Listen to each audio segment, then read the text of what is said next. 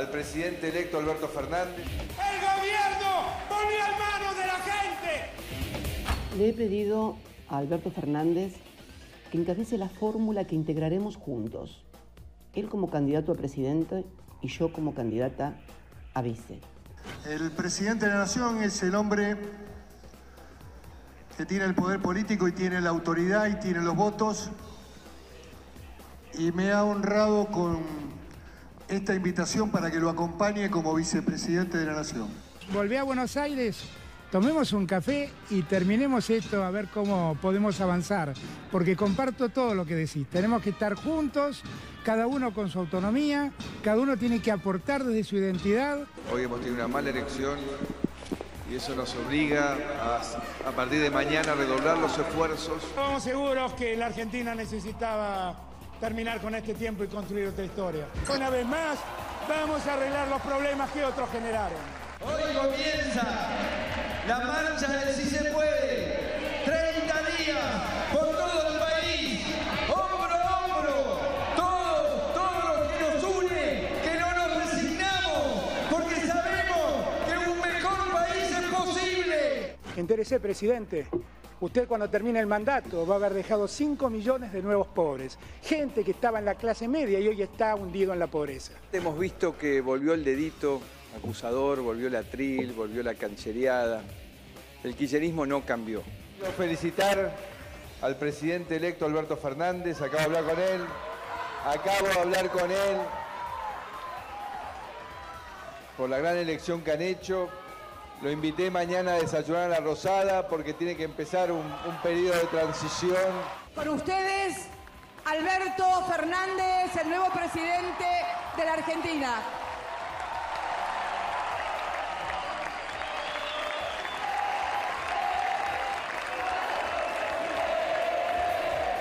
Gracias a todos, gracias por la confianza.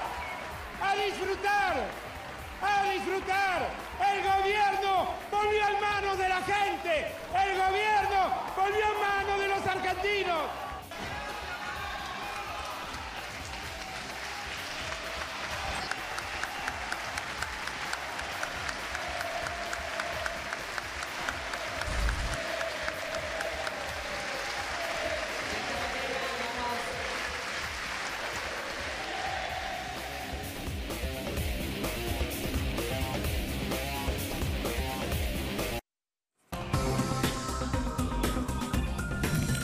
¿Cómo les va? Muy buenas noches. Bienvenidos a un nuevo laboratorio electoral, el último laboratorio electoral de este año 2019, un programa que comenzó con la idea de analizar juntos las estrategias de campaña en principio y después los primeros días del nuevo gobierno. Todo esto que veíamos en solo 3 minutos pasó durante este año, un extenso 2019 en el que arrancamos sin saber si Cristina iba a ser candidata o no, después resultó que era candidata pero no a lo que esperábamos, sino a vicepresidenta, el batacazo de Alberto, Macri jugando con Pichetto, qué iba a pasar en la provincia de Buenos Aires, el dólar, la inflación, bueno, todo esto que repasábamos juntos y que sí, viéndolo así, todo junto, agota. ¿No, Pala? Buenas noches. Vos decías un año, en poco más de 6 meses desde esa confirmación de Alberto Fernández como candidato a presidente en mayo y una sensación que no sé si compartís vos, Nuria, y vamos a charlar con la mesa.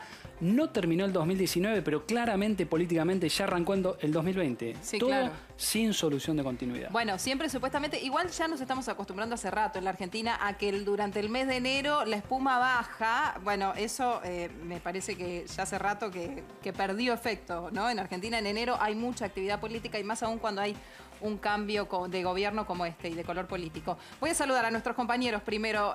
Diego Corbalán, buenas noches, ¿cómo estás? ¿Qué tal? ¿Cómo va, Nuria? Muy buenas noches. Y bueno, lo que vamos a hacer hoy es abordar 2 temas, y hablando siempre del gobierno nacional.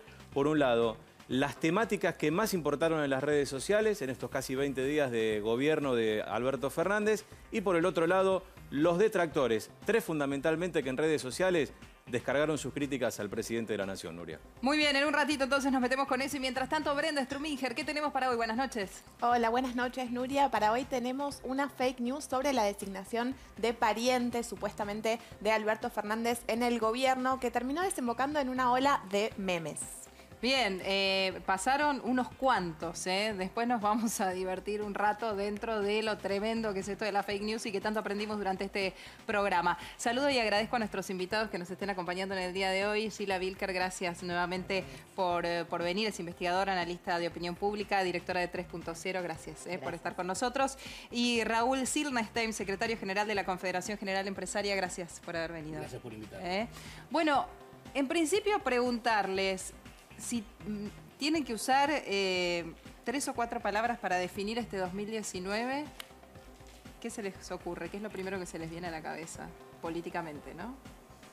Un tempo rarísimo, ¿no? O sea, fue un año totalmente aquietado, digo, te diría suspendido en el tiempo y tensado por el ánimo electoral, y ahora con un tiempo literalmente frenético, ¿no? De sobreactividad, hiperactividad. Esto que decía Eduardo. Sí, exactamente. Que ya arrancó el 2020. Exactamente.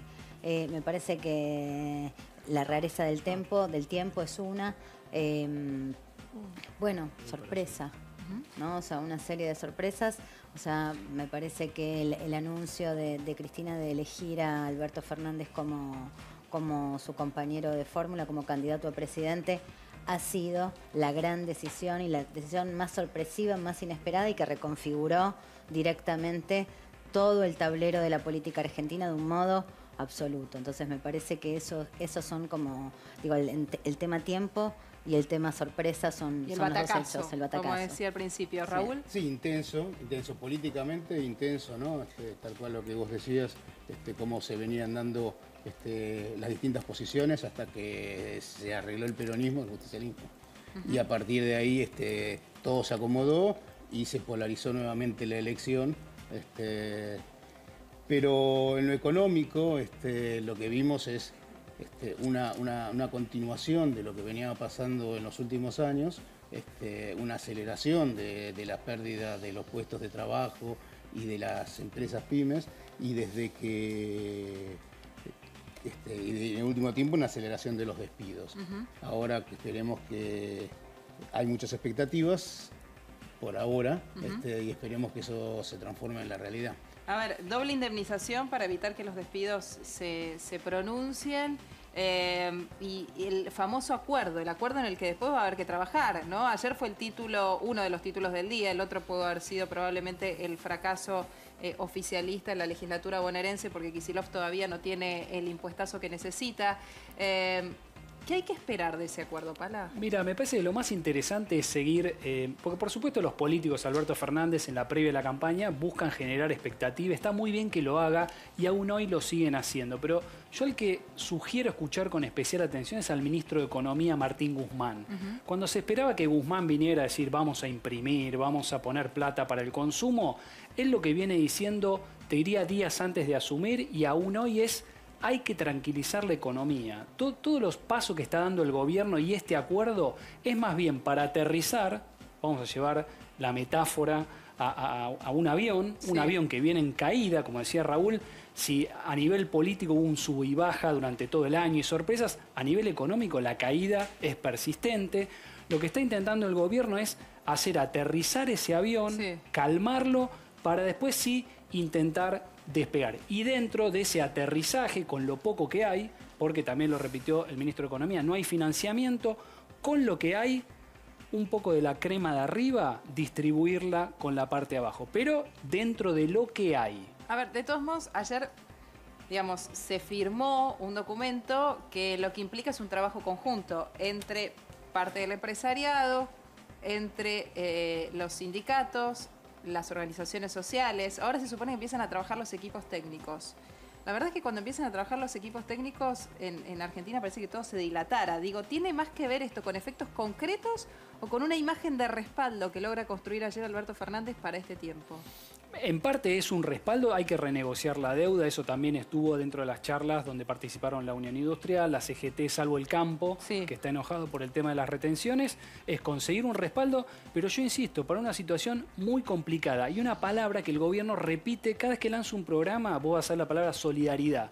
¿Qué quiere decir eso? Estamos en tiempos complicados y lo poco que haya a priori va a ir toda para la parte de abajo, pero nadie que se ilusione ni con un reparto de plata para el consumo, ni con una reactivación muy rápida. ¿Qué posibilidades tienen las empresas, Raúl, de seguir haciendo esfuerzo? Ni hablar las pymes, ¿no? Que me imagino que mucho menos. Sí, bueno, nosotros estuvimos el día de ayer en Casa de Gobierno, y sí, se firmaron 2 acuerdos mínimos, ¿no? O sea, que era el combate al hambre, y un espaldarazo a la negociación de la deuda, que la tenemos que tirar a largo plazo para y empezar a pensar en el día a día de hoy. O sea, tenemos hambre y deuda.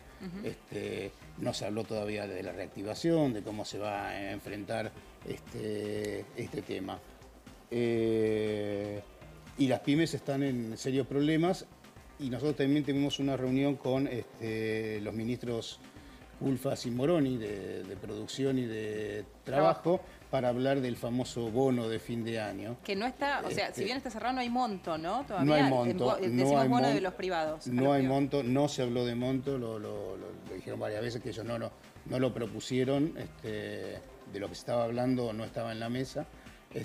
Pero más allá de eso, lo que nosotros planteamos era que hay una plaza absolutamente seca de plata, ¿no? O sea, el gobierno anterior se dedicó a secar la plaza, este gobierno no va a dar la liquidez mediante impresión. Sí. Entonces se nos pide a nosotros que demos un aumento salarial. Pero nosotros tampoco tenemos esa liquidez. O sea, no ¿Hasta tenemos dónde ayuda, Raúl, ponerlo. el tema de la moratoria que prevé la ley de emergencia? La deuda de la moratoria o sea, nosotros tenemos una deuda de 400.000 millones de pesos. Es la deuda que tienen las empresas con la AFIP. Muchas de ellas son empresas que ya cerraron, que no se puede... Esa deuda había que hacer algo. Obviamente lo que se hizo es 6 meses de gracia para poder empezar a pagarlo, y a partir de ahí cuotas a una muy baja tasa de interés. Eso está buenísimo para poder esperar la reactivación. O sea, tenemos 6 meses para esperar la reactivación. Es imposible pagarlo sin la reactivación, porque pagar lo que nos generó la deuda, ¿no? O sea, las cargas sociales que ya nos generó la deuda, más las cuotas que tenemos, va a ser imposible sin una reactivación. Con lo cual eso lo que hace es darnos 6 meses de ver cómo reactivamos. De tiempo. Pero nosotros vamos a seguir teniendo que pagar todos los meses las cargas sociales. Ahora, el bono finalmente, ¿en qué quedó? Porque digo, ustedes se levantaron de esa mesa, sí, está bien. Nosotros nos levantamos de esa mesa con algunas propuestas que eran que necesitamos, sobre todo para, como vos decías, para la parte más baja, como si viene la parte más baja de la sociedad, de los trabajadores, también tenemos una parte baja de las empresas, que son las que están en grandes dificultades. Y para eso pedimos que sea no remunerativo. Nos dijeron que era muy difícil que sea no remunerativo, o sea, que no se cobre impuestos. Entonces le pedimos alguna ayuda para poder pagarlo, en cuanto que sea varias veces, o que haya algún tipo de financiamiento. Es decir, en estos años los grandes ganadores fueron los bancos, fueron el sector financiero. Entonces pedirle a ellos el esfuerzo que nos den un crédito a tasa subsidiada, a tasa baja, como para nosotros poder poner ese dinero en el bolsillo de los trabajadores y empezar a mover esa rueda. Porque si no, la liquidez no la podemos poner las pymes, que somos uno de los que más dañados estamos. ¿Eso hay posibilidad de que suceda? Dijeron que lo iban a estudiar, era una de las cosas que nosotros pretendíamos. La gente, Sheila, digo, ¿hasta cuándo? Porque los tiempos se van acortando, ¿no? De esa confianza en lo que viene. En una situación crítica, ¿cómo se siente el clima social? Bueno, a ver, me da la impresión, siempre históricamente cuando asume un gobierno se habla de los 100 días. Me da la impresión que este gobierno está transitando 2 tiempos en paralelo, pero ninguno es el de los 100 días. Está transitando uno que es el de los 180, ¿no? Que es el de esta mega ley, todos estos acuerdos que son 6 meses, o sea, 6 meses para despegar. Es como el tiempo que el gobierno se pone. Y por otro lado, la urgencia, el tiempo del ahora, ya que es como el tiempo de, digo, como para resolver la situación tan dramática que tienen hoy los sectores menos favorecidos, ¿no? Los sectores más pobres, más humildes. Entonces, me da la impresión de que es un gobierno que ha hecho todo lo posible por extender esos 100 días hacia los 180 por un lado, y por otro lado ha activado muy rápidamente. ¿Qué pasa en términos de demandas y de opinión pública? Bueno, fue un año tan largo y tan suspendido, como decíamos al principio en el tiempo, que la paciencia social hoy está enrarecida, ¿no? Digamos, claro. O sea, nadie espera que la cosa cambie de la noche a la mañana, pero lo que sí hay que decir es que, y me parece que es algo de lo que el gobierno tiene plena conciencia, no hay luna de miel. Claro, no hay luna de miel. No hay luna de miel. Dale, ahora. Es tal cual, cuando nos sentamos con los funcionarios entendemos, ellos están hace 10 días, pero nosotros tenemos problemas de hace años y los problemas son hoy y hay que solucionarlos hoy. Las demandas son muchas, de muy distintos frentes, por eso me parece que eso es lo que está pasando. A ver, Pala, vamos a los números. Sí, los números de lo que se fue y de lo que vino. Sí, a grosso modo le podemos poner de título cómo se fue Macri y cómo llegó Alberto Fernández. Sí. Vamos a ver, ahora tenemos placa, es una encuesta de la consultora Sinopsis, una encuesta nacional. Mauricio Macri se va con una imagen negativa de 54,7%. De ese 54,7, 42,4 es muy malo. Esto es rojo oscuro. Y positivo, 32,1. El diferencial le da cerca de menos 22 puntos. La diferencia entre lo positivo y lo negativo. Y Alberto Fernández llega con diferencial positivo, pero tampoco con números como supieron tener otros presidentes recién asumieron. Tiene 48,3 de imagen positiva. En este caso, el mayor componente está en el bueno y no en el muy bueno, con 27,1. Y una negativa de 29,8. Fíjate, son también cerca de 17, 18 puntos de diferencial a favor. Casi que pareciera que lo... Miden con regular. Con regular, claro. Eso hay que decirlo. Claro, porque, sí. Que eso te da yo números... Tengo las imágenes un poquito... Los valores un poco más agudos, digamos, más intensos, porque no mido con regular. Claro. ¿El regular para dónde se volcaría? No, en este caso ese es lo que después hacen algunas consultoras, es lo dividen en dos con regular positivo o regular negativo. Ahora, casi lo muy malo de Macri es lo muy bueno de Alberto, ¿no? Digo, en puntos. Esa diferencia es un poco menos la que tiene Alberto Fernández. Pero si vos tomabas el Macri de 2015, había llegado con una expectativa superior. Bueno, acá también vemos imagen de Alberto, 43,6 de positivo y 32 con negativa. La anterior era expectativas del gobierno. Y lo que se mantiene estable, que viene durante todo el año, son las principales preocupaciones de la gente que se vinculan a lo económico. En este caso, primero figura la inflación y segundo el desempleo. Recién tercero aparece la corrupción, que siempre fue una preocupación más vinculada al electorado macrista. Lo que vino ocurriendo durante el año es que el desempleo fue aumentando, la preocupación por mantener el empleo respecto a la inflación, pero si te fijas, las preocupaciones económicas suman casi 70 puntos y son las que explican, más allá de lo que en algún momento quería imponer Marcos Peña, era que la gente votó por lo que pasaba en la economía. La última de las placas... Por el bolsillo, digamos. Exactamente. ¿Cómo estará en un año?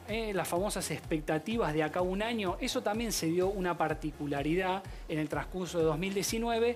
Esas expectativas eran negativas durante el principio de año y cuando ya empezó a haber clima electoral, empezó a haber un componente positivo. Pero ¿eso por qué? Porque muchos de los votantes kirchneristas, previendo que podía ganar Alberto Fernández, empezaron a tener una mejor expectativa respecto a lo que sucediera el año que viene. De todos modos, fíjate, el 37,6% cree que el país va a estar mejor dentro de un año contra el 31,5% que va a estar peor. Es decir, hay expectativas positivas, pero moderadas para lo que es un cambio de gobierno.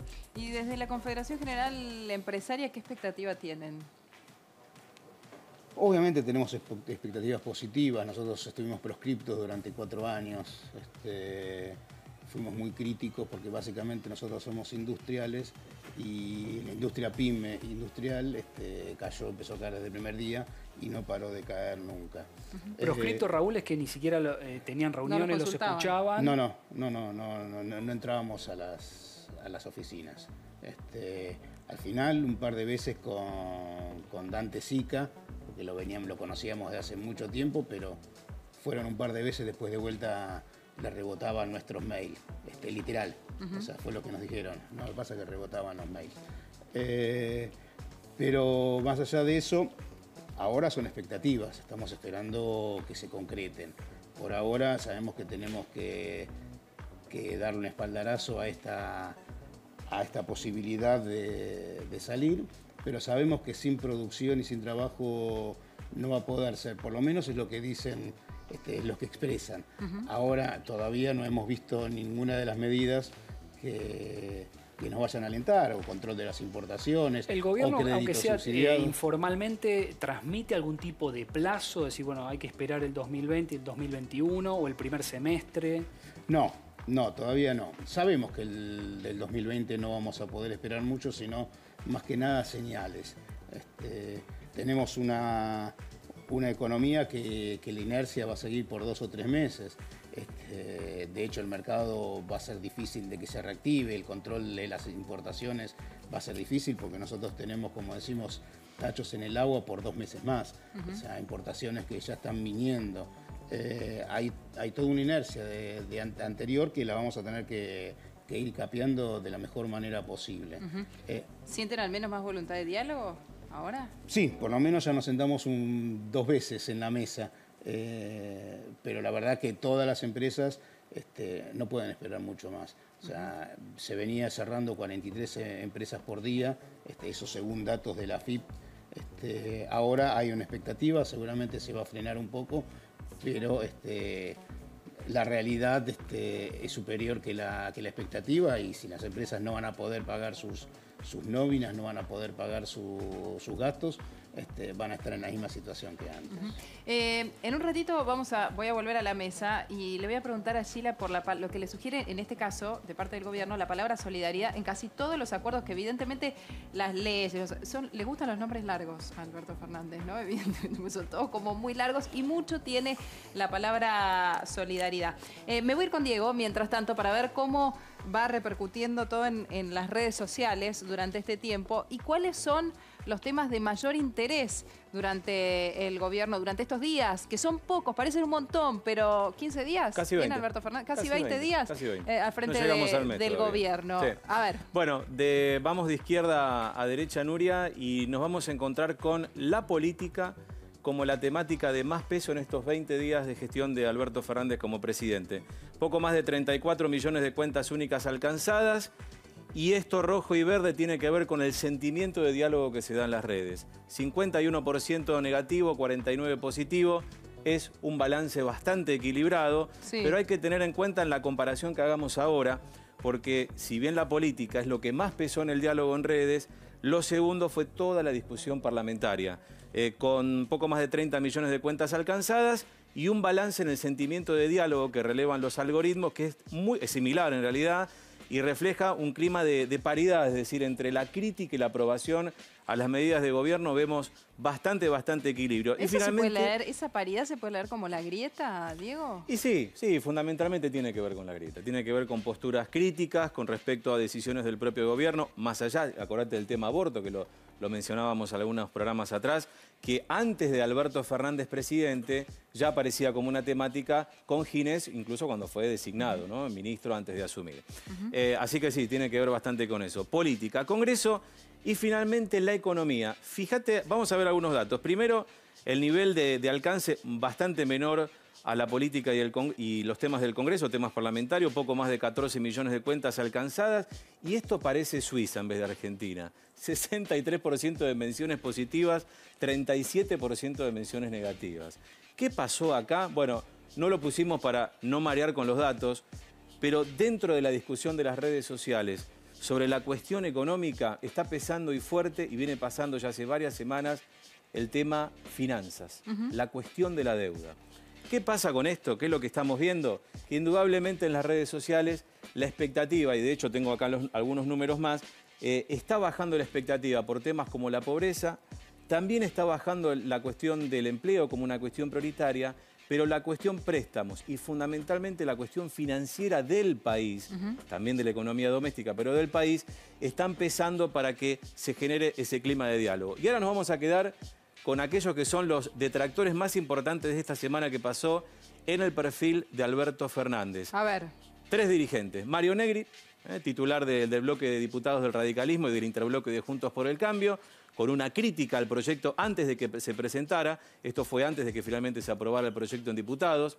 Waldo Wolf, probablemente uno de los más combativos. De los más duros. De los más duros, sí. No solamente en redes, sino también en declaraciones a los medios, que con una cuestión que no tiene que ver estrictamente con lo parlamentario. Por eso decíamos, esta es una crítica, este es un detractor parlamentario. Wolf aparece en este análisis como un detractor político, y el detractor económico, ¿quién es? Javier Milei.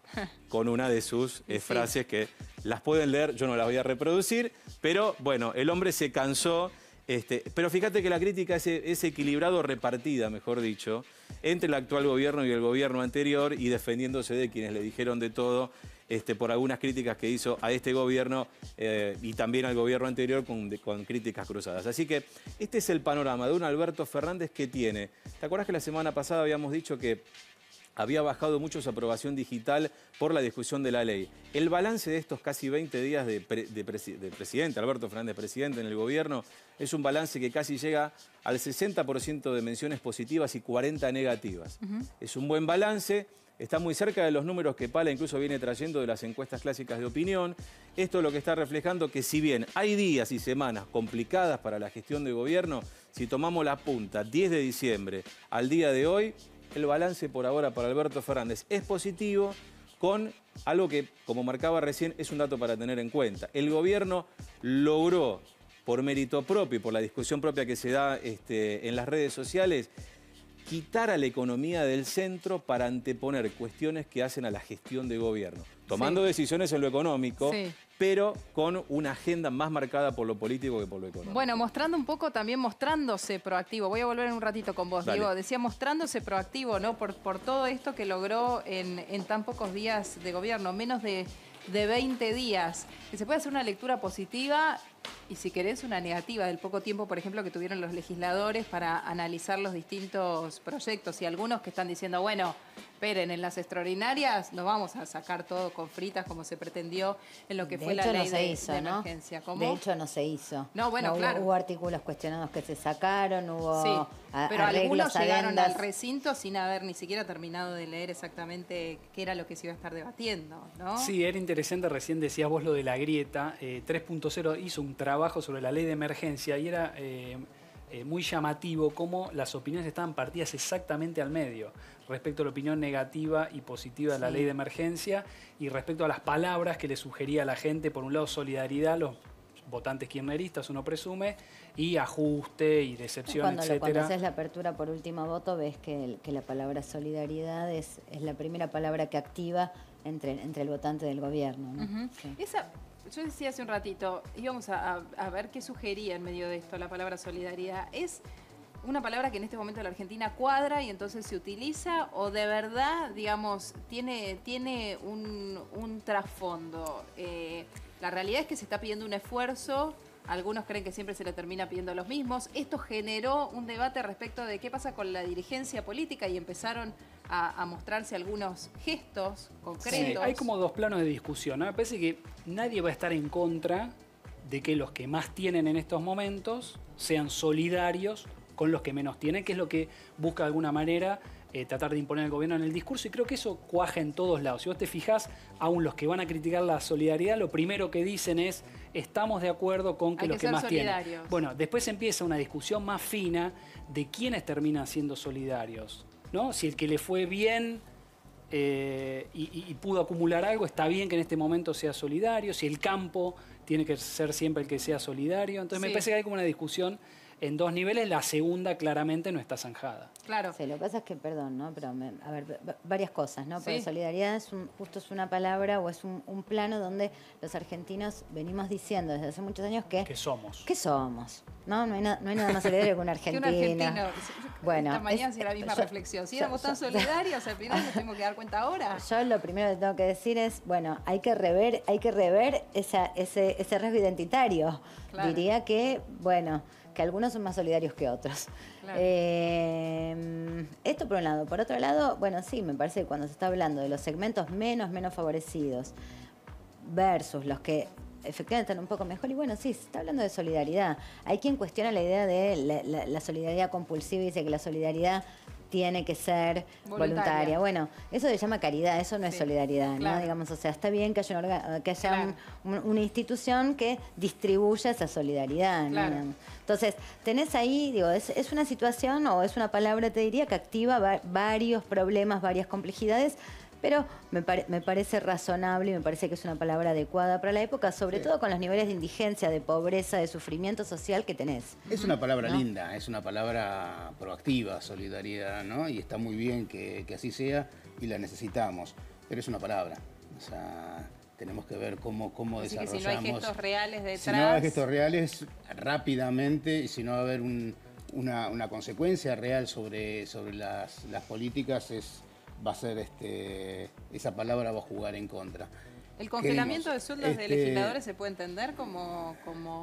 Son señales, son símbolos. No creo que mueva mucho la aguja del amperímetro, pero sí son símbolos positivos. Plata, pero es algo que tiempo atrás no hubiésemos esperado ni por casualidad. A ver, está claro que no cambia la ecuación de la economía argentina. Sí. Lo que sí hace es calma el ánimo del ciudadano medio, que digo que está, a ver, porque ahí también hay una cosa que entronca con esto, y es que si vos tenés núcleos duros muy fuertes de un lado, del otro, también es cierto que tenés un segmento muy grande de la población que está muy enojada con la política, que está, no te digo con un sentimiento antipolítico rabioso, pero sí que hay un descrédito, distancia, puesta en observación. Recién cuando hablábamos de las expectativas, parte del freno de las expectativas también tiene que ver con, digo, una respuesta muy común por ahí en grupos focales es quiero ver.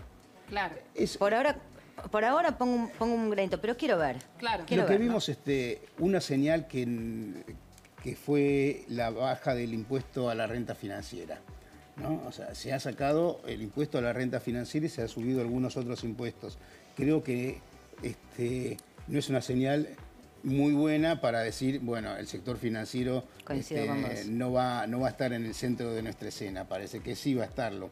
Es posible que esto sea en vistas a la negociación con el Fondo Monetario y con los deudores externos que quieren dar señales. De hecho, esas señales hicieron que el riesgo país baje y que los bonos suban. Tal vez sea eso, de sostenerse eso, de no empezar a ver cómo funciona el sistema financiero en el sistema económico argentino y no se va a producir unos cambios fuertes en eso, sí va a ser muy difícil que podamos desarrollarnos y que esa solidaridad llegue a toda la gente en forma constante. Bien, nos vamos a meter ahora en las fake news de los últimos días. Brenda lo adelantaba al principio del programa. ¿Qué pasa con los familiares de Alberto Fernández? No sé si los reales o los ficticios, Brenda. Exacto, Nuria, los ficticios o los reales. Bueno, depende, ahora vamos a ver qué pasa con esto. En los últimos días empezó a circular, de hecho, en particular lo rastreé en Twitter desde el 19 de diciembre, una foto de esta chica de anteojos con un epígrafe que decía que se llamaba Graciela Fernández y que era una pariente de Alberto Fernández que había sido designada en el Estado sin tener una carrera terminada o el secundario terminado, cobrando un sueldo realmente muy alto y que, bueno, era algo claramente indignante. Bueno, en realidad esto no era cierto. Esta chica en realidad es una ex actriz porno de Estados Unidos. 230.000 pesos, decía que cobraba como asesora de Zanini. Exactamente. Yo supongo que como actriz en Estados Unidos y en dólares ganará más allá que eso, pero no importa. La cosa es que esto no era cierto, que circulaba esta imagen como si fuera cierto. No sabemos si mucha gente se lo creyó, no es muy creíble, pero bueno, si buscas la imagen no es para nada nadie argentino, ni Graciela Fernández, ni nada de eso. Lo que pasa es que también, con todo el respeto al presidente, pero se llama Fernández, se llama el presidente Fernández, la vicepresidenta Fernández, hay 800.000 millones de Fernández, ¿no?, dispuestos a trabajar en el Estado. ¿Qué más? Bueno, ella no se llamaba Fernández, se llama Mia Khalifa. Sí. Y a partir de esta publicación falsa, empezaron a circular otras imágenes que si las ves, te vas a dar cuenta que tienen algo un poco raro. Yo no sé, yo te lo leo a ver si te lo crees. dice que este es Lucas Kicillof, el hermano de Axel Kicillof, el nuevo gobernador de la provincia de Buenos Aires, y que lo puso como asistente de la galaxia. En el Ministerio de Seguridad y que cobra 450.000 pesos. Esto votaste, bueno, es el hashtag. No sé si vos te lo crees o no, si te causa alguna sospecha. Yo no, y ¿tiene que ver con la Guerra de las Galaxias el actor? Sí, claro. Sí, es Luke Skywalker. Claro. Acá vemos otra. Don Ramón. Don Ramón, bueno, según esta publicación, que claramente voy aclarando, ¿no? Me parece que es obvio, pero ya se transformaron en memes para contrarrestar aquella primera publicación de Mia Khalifa, como diciendo, mirá lo que te pueden llegar a vender, esto ya es ridículo. Y bueno, en este caso lo usan a Ramón, que es de la Cámpora, conocido como Monchito, bueno, ya se puede leer en pantalla. Y también en realidad circularon un montón. Si vos te buscas con ese hashtag, vas a encontrar también, por ejemplo, a Phoebe de Friends. Sí. Esta es Regina Falange, es hermana no reconocida de Néstor Kirchner, con un cargo en Cultura donde cobra la suma de 300.000 pesos, etcétera. Bueno, ella es una actriz muy conocida en Estados Unidos, una actriz de la serie Friends. En su último recital llamó gato apestoso al expresidente Macri, decía además, sí. para, ¿no? Como para darle un poco de pimienta al tuit. ¿Qué más? Bueno, el peronismo no cambió, él es Juan Dip, sobrino de Ginés González García. Sí, el ministro de Salud lo nombraron secretario del Ministerio de Sombreros, porque es el sombrerero de, por si alguien no lo reconoció, el sombrerero de Alicia en el País de las Maravillas, personificado por el actor Johnny Depp. Mientras esto debería tener cientos y cientos y cientos de retweets, imagino yo. Sí, ¿no? es que esto realmente era muy gracioso, ¿no? Por ahí hasta porque es gracioso y son memes, los memes ya sabemos en redes sociales circulan muchísimo. Sí. Y de hecho puede servir como una alerta. Este último que aparece atrás mío, Arnold Schwarzenegger, dice que es Arnold Kirchner, el primo de Néstor, y que fue contratado para que se haga cargo del gym. Por lo visto, con la creatividad de los usuarios de Twitter, de redes sociales, crearon cargos, ¿no? Como por ejemplo del gym de la Casa Rosada, bueno, por 560.000 pesos al año. Y encima lo ponen como algo serio, ¿no? Lo hace más gracioso, porque no hay como una señal de que es gracioso, pero ya ves la foto y te morís de risa. No hubo repercusiones, ¿no? Dentro del gobierno por esto, digo. Alberto Fernández, que le gusta agarrar su cuenta de Twitter y de repente escribir algo, con esta no lo hizo. Por ahora yo no vi nada que haya publicado Alberto Fernández, pero sí, él es un usuario activo desde hace muchos años y mientras es presidente también de redes sociales, pero bueno, por ahora no se hizo eco de esto. Realmente a mí por lo menos me causó mucha gracia. Bueno, muy bien. Sí, recordemos no que... ninguna, ¿no? No, ningún Paladini Paladini de Kirchner ni nada por el estilo. Fernández, ¿no hay ningún Fernández en medio del apellido Paladini? No. Recordemos que la medida de dejar de nombrar familiares de primer y segundo grado fue una salida política, un escándalo que hubo en el macrismo, recordá con Jorge Triaca, y que ahí, recién hablábamos esto de tener gestos, el macrismo tenía una gimnasia de tener ciertos gestos públicos que por ahí no tenían una incidencia económica muy importante, pero como una reacción de decir, veo lo que no le gusta a la opinión pública y actúo en ese sentido. Bueno, el tema de los familiares, al final, si no recuerdo mal, se ha venido cerca de 40. Sí. Imagina que para el volumen de la administración pública es nada, pero había tenido unos gestos. Era un gesto que es como decía Gila recién, ¿no? Está bien, tal vez no cambia la ecuación económica, lo que mencionábamos recién de congelar las dietas de los legisladores, pero son gestos que la gente espera y que calman, traen un poco como de aplacamiento, ¿no? Sí, un principio de justicia, ¿no? Sí, o sea, como una... Lo otro sí ya parece una provocación. Exactamente. Lo otro parece una provocación, una situación económica muy complicada, conocer algunos números realmente provocan y para mal. Nos vamos a ir a la pausa. Cuando vengamos, en este último programa del año de laboratorio, hay encuestómetro. ¿Trajo todo? ¿Vino afilado? Sí, por supuesto. Muy bien. En un ratito, quédate con nosotros.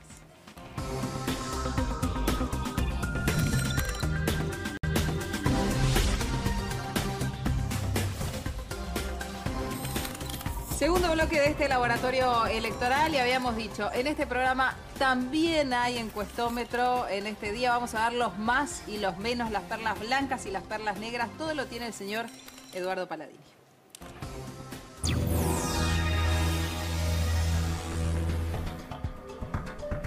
Bueno, Nuria, un año muy complicado para las encuestadoras, año electoral, las estuvimos monitoreando mes a mes. Y como somos malos, vamos a arrancar por la perla negra. Y a quién no, sino a Jaime Durán Barba, ¿no? Sí. Fue el consultor que tuvo el gobierno nacional. Jaime Durán Barba va y vuelve de Ecuador y de algunos países latinoamericanos según sus necesidades laborales. Se quedó trabajando también con Horacio Rodríguez Larreta. Fue indultado, digamos. Sí, ¿y por qué ponemos a Jaime Durán Barba? Y ponemos poner algunas de las consultoras más cercanas al ex gobierno nacional, como Isonomía. Hasta las 8:30 de la noche del 11 de agosto de las PASO, a Macri le decían, quédate tranquilo, Mauricio, a lo sumo 2 o 3 puntos abajo. ¿Cuántos fueron? Cerca de 16. Y como hablamos de las PASO, vamos a saltar a las perlas blancas. En las PASO, Gustavo Córdoba y asociados fue quien más cerca estuvo dentro de un pifie generalizado que hubo. Fue muy sorpresivo la diferencia de 16 puntos. Gustavo Córdoba ajustó a último momento, pronosticó 9,7 de diferencia, fue el que estuvo más cerca.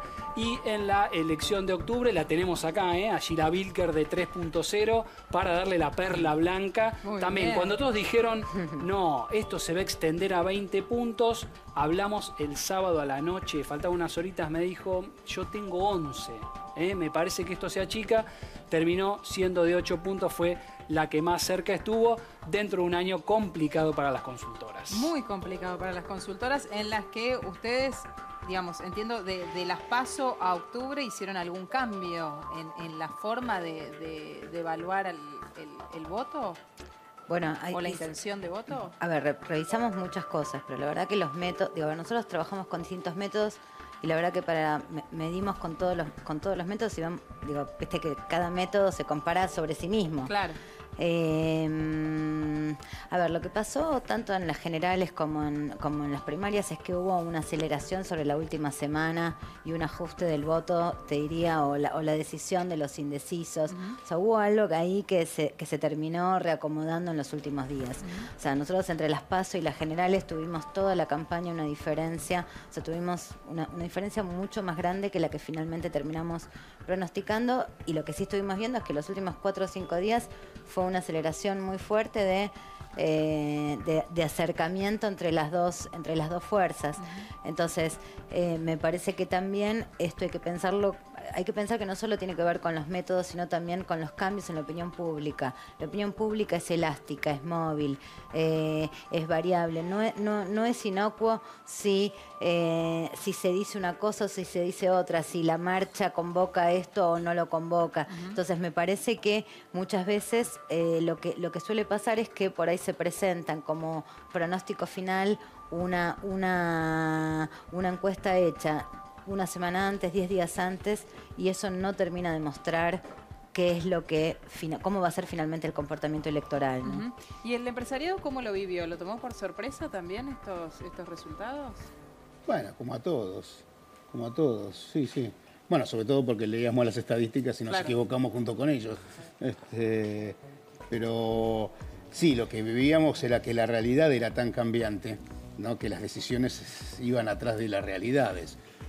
Cuando estaba la gran avenida del medio era una cosa, cuando esa avenida del medio se diluyó fue otra, cuando la izquierda también hizo una muy mala elección. Bueno, hubo todo un montón de hechos que fueron suscitando. Creo que lo que vimos recién a ese programa de televisión, a Alberto Fernández hablando con Massa, fue lo que terminó de consolidar esta elección, y la verdad que nadie lo pensaba, ¿no? La verdad que no pensábamos en esa reconciliación de Cristina con Massa y demás, pero bueno, pasó todas estas cosas y bueno, por suerte hay un cambio. Lo personal también jugó un papel en el año, ¿no? Digamos, un papel respecto al protagonismo que estas situaciones tuvieron en lo que fue la información pública. Y yo creo en un punto, y vos, Gina, me podrás corregir si no, hasta en la evaluación del voto. Muchos pensaban, ¿y de hecho se piensa hoy todavía, ¿cómo pueden convivir Cristina y Alberto? ¿no? ¿Hasta cuándo puede durar esa armonía después de haberse dicho de todo en algún momento? El rol de Massa, Cristina que no podía ver a Massa, Massa que supuestamente se quedaba sin el pan y sin la torta porque le habían prometido cosas que después no le iban a cumplir. Todas estas cuestiones que hacen a los vínculos personales, Macri y Alberto que no se hablaban y después tomaron un café, también pero quizá ese tipo de cuestionamiento, de discernimiento, me parece que lo hacía más el votante macrista, que no, y lo sigue haciendo aún hoy, que no va a votar al kirchnerismo, que quizá el votante peronista. ¿Vos decís? Que está más acostumbrado, me parece. Y por también hay votantes sin etiquetas, ahí... Edu. También hay votantes sin etiquetas. Digo, me parece que tanto en el votante de Macri como el votante de los Fernández, digo, ni el votante de los Fernández es todo kirchnerista, peronista, y digo, tenés ahí un montón de otras autodefiniciones, y también tenés los que se dicen independientes. O sea, tenés un gran segmento. Lo mismo que en el votante de Macri, no todos son macristas. De hecho, te diría, digo, hay una diferencia ahí fundamental en el voto, y es que el votante de Macri, solo un porcentaje pequeño se dice macrista, el resto se dice más anti-kirchnerista. Sí, o sea, claro. a diferencia por ahí del votante de los Fernández, que por ahí reivindican más el peronismo o el kirchnerismo de forma activa y menos un sentimiento antimacrista. Sí. Aunque van de la mano, ¿no? Pero digo, prefieren anteponer la identidad política antes que el rechazo a la fuerza de enfrente. A ver, me cuesta categorizar esos electorados. Simplificarlo tanto. ¿no? Y también vos venías de una propuesta que había tenido 12 años, o sea, algo muy conocido, es cierto, con la incógnita de cómo podía y cómo puede funcionar esta dupla extraña que se conformó, que nadie esperaba, y por el otro lado, un gobierno que venía de un año y pico de recesión muy profunda, es decir, se votaban, fue una votación también muy particular que puede haber incidido mucho el anti o el menos peor. En algún momento se habló de voto espanto, con lo cual quizá tampoco es tan fácil analizar y decir, bueno, todo este voto es homogéneo por una razón. Bueno, pero Raúl decía hace un rato algo que me parece que no es menos importante y que también puede explicar un poco lo que nos pasó en medio, además de una crisis. Decía que ni siquiera los incluían en la mesa de negociación, ni en una reunión, ni nada, durante el gobierno macrista. Tal vez esta pérdida de contacto, la pérdida del terreno, ¿no? De bajar al llano, que en algún momento también es el kirchnerismo y llevó al macrismo al triunfo, también explica bueno, fue lo que ostensible el ocurrió. cambio en la campaña que hizo el macrismo desde las PASO a la elección general. Sí, no daba cuenta de lo que estaba pasando por lo menos en el sector productivo. No existía ese problema, o sea, ellos sabían que estaba, pero siguieron con su política. No sabemos a dónde. Finalmente empezaron a subir los planes sociales. El macrismo empezó a subir los planes sociales porque las empresas pymes empezaron a despedir a la gente y de alguna manera había que contenerlos. Cuando se suben los planes sociales quiere decir que la economía está yendo mal.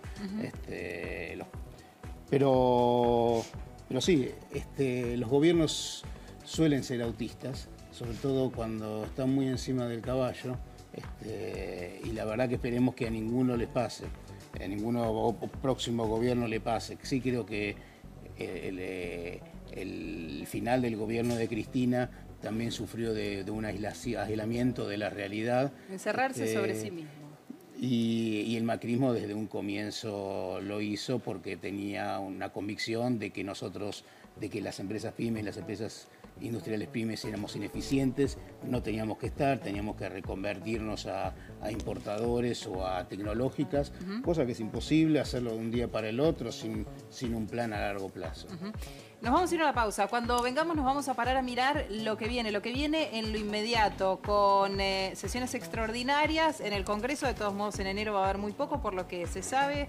¿Y qué va a pasar en la provincia de Buenos Aires con un Kicillof que tiene todas las facultades de las emergencias, prorrogadas y nuevas, pero por ahora no tiene la ley que necesita y que debe en parte darle la oposición hoy de Cambiemos para realizar el ajuste necesario en la provincia, el impuestazo? Después de la pausa.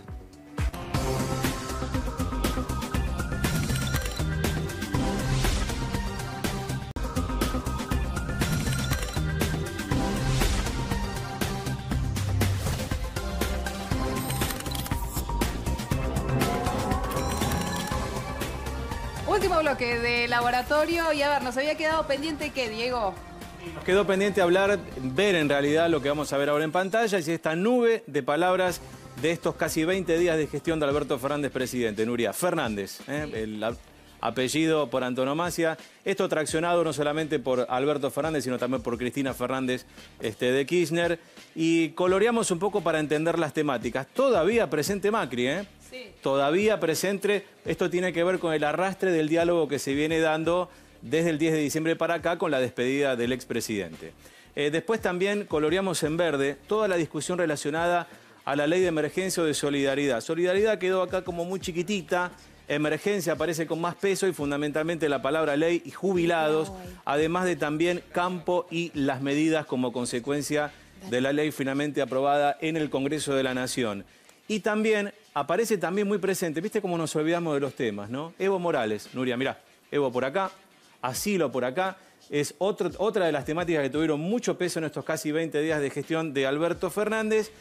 Y no hay que olvidar la cuestión de la megaminería en Mendoza, el gobernador Suárez y el tema del cuidado del agua en aquella provincia, este proyecto que finalmente en estas horas incluso no solamente no se promulgó la ley, sino que además la ley quedó inactiva como consecuencia de una gran movilización que se dio en las rutas en la provincia de Mendoza, la enorme repercusión que hubo en todo el país y fundamentalmente en las redes sociales que hicieron que en tan pocos días la cuestión Mendoza, el tema del agua y el protagonismo del gobernador Suárez alcanzara a tener su protagonismo en toda la discusión que se dio en la República Argentina con la palabra clave gobierno, no solamente de Alberto Fernández, sino también el del resto de las provincias. Qué bárbaro eso, ¿no? Nos muestra cómo las redes también incide en propagar algunas situaciones que hacen que los que toman decisiones den marcha atrás, como en este caso el gobernador de la provincia de Mendoza.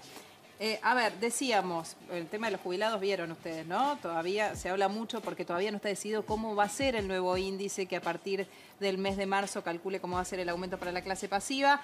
Para la provincia de Buenos Aires, que por ahora no puede poner este impuestazo, porque la verdad es que este es el título que se le dio, más allá de si es mucho o es poco, que buscaba Kicillof. Sí, pude hablar antes de venir al programa con gente de Kicillof y con gente de Juntos por el Cambio. Están trabados, te diría, básicamente en el 75% para el inmobiliario rural. Kicillof lo toma casi como un tema entre ideológico y de decir, bueno, yo quiero imponer que los que más tienen, en este caso son los productores que tienen más de 2.000 hectáreas, tienen que pagar más para el resto. Juntos por el Cambio le pide ser un poco más flexible, dice, si bajan esto, dice, terminan perdiendo poca recaudación, unos 400 millones de pesos, pero están trabados en ese punto. Cada espacio tiene su propia interna. Los negociadores de Kicillof eran Carlos Bianco, el Cuto Moreno, un kirchnerista de antaño, y Verónica Magario, que también ve cómo posicionarse, pero cada vez que consultaban a Kicillof había mucha dureza. Del lado del macrismo, con Vidal y Federico Salvay de vacaciones. Hay mucho enojo de Kicillof con ese viaje porque dicen... Teníamos todo arreglado hasta teníamos todo arreglado con, no, y tenemos todo arreglado con Vidal. Vidal nos dijo que mandaban ella y Federico Salvay y resulta que los negociadores que dejan, Jorge Macri, Julio Garro, Néstor Grindetti, no podemos arreglar y ellos también están jugando su propia interna. Ya hay por lo menos 4 dirigentes que dicen nosotros en el 2023 queremos ser candidatos a gobernador. Anota ahí a Jorge Macri, Emilio Monzó, Esteban Bullrich y alguno más. Bueno, Macri dice que está online con Vidal, ¿no? Que ayer habló por lo menos 5 veces durante la discusión en la legislatura. ¿Qué se espera para lo que viene? ¿Qué es lo más necesario de acá a marzo? Que arranque ya, se supone, un periodo en el que tengamos las cosas más claras. Bueno, se viene la renegociación de la deuda, sin lugar a dudas. Ahora parece que es fácil pedir tiempo, de vuelta el problema del tiempo, pero sin lugar a dudas es renegociación de deuda y ver si con esta lógica de abajo para arriba se puede finalmente reactivar un poquitito, aunque sea, la economía argentina. Raúl. Tal cual, la negociación de la deuda es prioritaria y después obviamente la producción y el trabajo. Medidas proactivas para poder producir, para poder exportar, ver el tema del juego de derechos y reintegros para agregar valor a nuestros recursos naturales. Bien, hasta aquí llegamos con Laboratorio Electoral. Yo les agradezco a ambos que hayan venido en esta noche. A todos ustedes decirles gracias del otro lado por habernos acompañado durante estos meses. Este programa que, como decimos, nació para analizar las estrategias de campaña y llegamos hasta este día. Ojalá volvamos a encontrarnos en marzo. Pala, fue un placer laburar contigo. Igualmente, por supuesto. Ya somos compañeros de la radio y sabes que me encanta trabajar con vos.